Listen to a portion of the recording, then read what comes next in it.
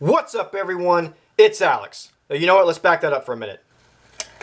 Hello, everyone. Alex here. I recently received some criticism for the fact that every one of my videos starts out with high energy, what's up, everyone? It's Alex. So I thought I would start this one in a much more calm and pleasant, hello, everyone type of variety. Okay, now that that's over with, what's up, everyone? It's Alex. Answering motorcycle questions again. Let's go. And today's question comes from George, and George says, thanks for the vid. First off, thank you for watching, George.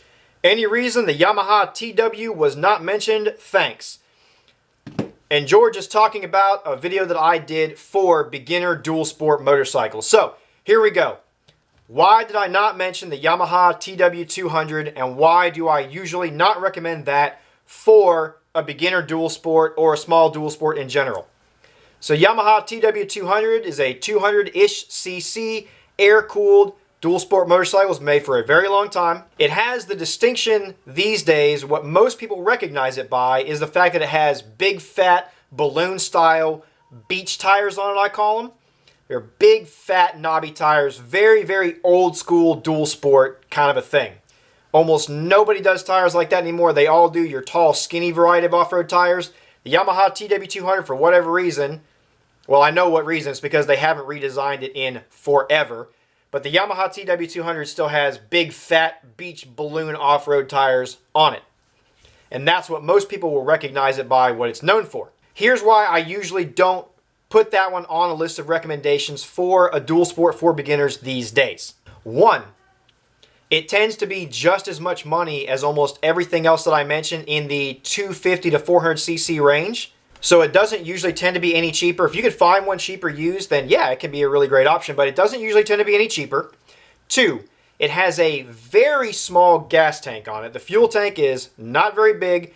In my experience, I have not found that I get as much fuel range out of a TW200 as I would out of, say, an XT250, WR250, Kawasaki 250, Honda CRF 230 or 250, any of the other bikes that I mentioned, the TW I don't usually find I get as much fuel range out of by a small margin. Next, I have found that when I have people sit on it and sit on some of the other bikes, unless that person is very, very short, they tend to prefer the other motorcycles in the category. The TW200 has a very strange seat setup on it compared to a lot of the other bikes.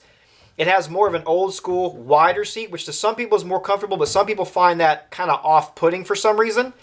So I just find that after many years of putting people on a TW200 next to the other bikes that I mentioned, I don't find that most people pick the TW200 for comfort and ergonomics for whatever reason that may be. Next up, the fat tires and the styling just usually end up throwing people off.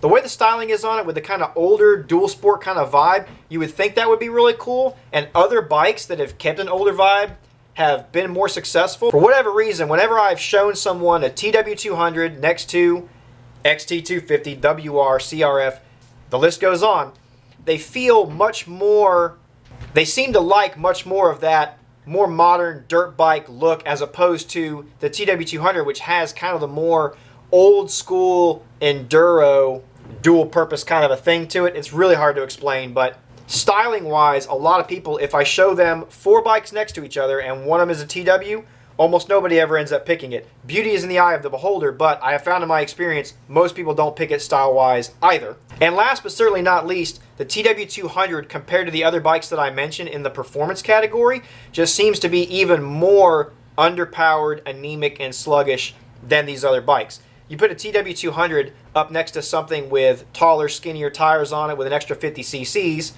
you know, like a CRF 250 or Yamaha's own XT250 that they also made, the TW just seems to lag even more behind. You know, the other bikes are just a little bit more peppy. To most people, the other bikes seem like they handle lighter, more maneuverable. They just all around feel better to most people.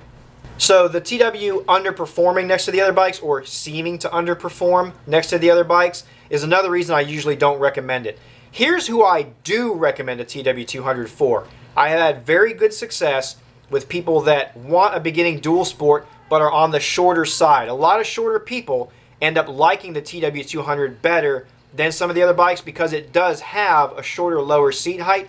if you can get over the wider seat, pushing your legs away from each other a little bit. But I have had really, really good luck with the TW200 for shorter riders that want a beginning dual sport. And because it's so low powered, it can be very good and friendly to people who are intimidated by high power. That's why for many years you would find TW200s very commonly at like MSF courses, you know, rider education courses where they're teaching people to ride motorcycles. Because it has a low seat height and it has a low horsepower, it is pretty good for teaching people to ride motorcycles. And if you want a dual sport that's actually going to be good in like grass and sand and kind of environments like that, then the fatter, wider tires are really cool for that. So if you want a dual sport, like you're going to ride it on the beach and in a sandy environment, that's actually really cool for that. If you're going to be riding a lot in like a grassy environment, it can be really, really cool for that. But for people who are buying a dual sport to mostly ride on the road, I usually just recommend these other bikes because they tend to be a little bit more powerful. They tend to feel a little bit better in the handling department with their bigger, taller, skinnier tires for whatever reason. You would think the fatter tires would feel better, but most people seem to feel like the other bikes handle a little bit better. And just the overall riding position, most people seem to prefer that of the other 250s, etc., instead of the TW200. And aesthetically, a lot of people like the looks of most of the other dual sports I've mentioned over the TW200. I hope that clears it up. I hope that helps. It's not that the TW is a bad motorcycle. It's a really, really good motorcycle that's very hard to tear up that Yamaha just made for a really long time. So you can still find them out there cheap, but I usually don't find that the TW is enough cheaper than the competitors to warrant buying it instead of like a CRF 230 or an XT 250 or any of the other bikes that I've mentioned in previous videos. So that's why it's a perfectly good motorcycle. I just think that there are better options out there in the category unless you are really, really short and you want probably the lowest powered dual sport that I can think of purchasing, okay? I hope that answered the question. I hope that helped. I'm Alex. Peace.